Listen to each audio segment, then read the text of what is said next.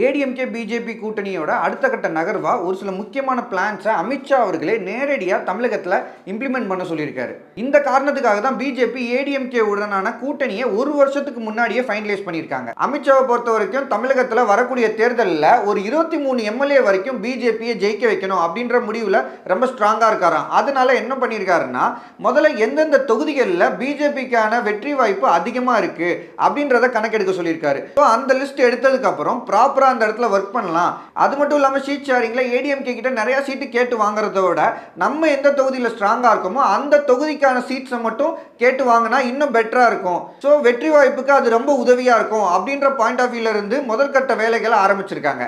எந்தெந்த தொகுதியில பிஜேபிக்கான வெற்றி வாய்ப்பு அதிகமா இருக்கோ அந்த தொகுதியில யாரு நல்ல கேண்டிடேட் யாரு மோசமான கேண்டிடேட்னு லிஸ்ட் எடுங்க. ஸோ அதை வச்சு இப்பயே வேட்பாளரை தேர்ந்தெடுத்து இப்பத்துல இருந்தே சட்டமன்ற தேர்தலுக்கான வேட்பாளர்களை இப்பயே மக்கள் மத்தியில கொண்டு போய் சேர்த்துருங்க.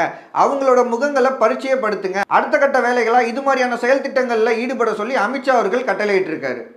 பிஜேபியோட இது மாதிரியான செயல் திட்டங்கள் வரக்கூடிய சட்டமன்ற தேர்தலில் தமிழ்நாட்டில் ஒர்க் அவுட் ஆகுமா அப்படின்றது குறித்து உங்களோட கருத்து என்னன்றதை கமெண்ட்ல பதிவு பண்ணுங்க.